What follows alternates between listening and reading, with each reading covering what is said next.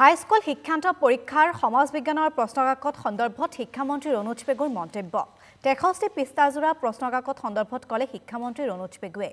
আহি থকা দিনবোৰত হাইস্কুল শিক্ষান্ত পৰীক্ষাৰ প্ৰশ্নকাকতৰ পৰিসৰ আৰু ডাঙৰ হ'ব কিয়নো মাতৃভাষাৰ মাধ্যমসমূহ বৃদ্ধি পাইছে মাধ্যমসমূহৰ ওপৰত ভিত্তি কৰি প্ৰস্তুত কৰা হৈছে প্ৰশ্নকাকত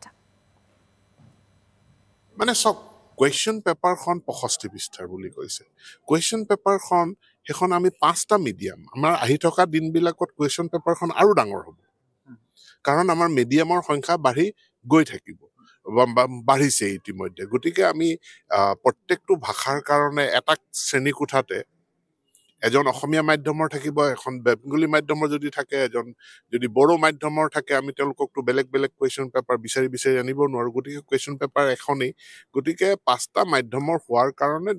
ডাঙৰ হৈছে দ্বিতীয় কথাটো হ'ল যে এই কুৱেশ্যন পেপাৰখন যেহেতু ডাঙৰ সেইকাৰণে সেইদিনাখন পৰীক্ষা 15 মিনিট আগতীয়াকে আমি কুৱেশ্যন পেপাৰসমূহ ডিষ্ট্ৰিবিউট কৰাৰ কাৰণে নিৰ্দেশ দিছিলোঁ যাতে ছাত্ৰ ছাত্ৰীসকলে পঢ়াৰ অসুবিধা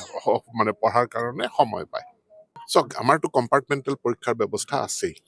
গতিকে কম্পাৰ্টমেণ্টেল পৰীক্ষা মানেই দুবাৰ পৰীক্ষাটো গতিকে ছমাহত যদি দিয়া যায় CBSEৰ ক্ষেত্ৰত মই নাজানো কিন্তু আমাৰ ছাত্ৰ ছাত্ৰীৰ সংখ্যা হ'ল 50 লাখ গোটেই অসমত আমাৰ মেট্ৰিক পৰীক্ষা দিয়ে 4 লাখ এবাৰ দিছে 4,29,000 হায়াৰ সেকেন্ডাৰী পৰীক্ষা দিছে 3 লাখ ছাত্ৰ ছাত্ৰীয়ে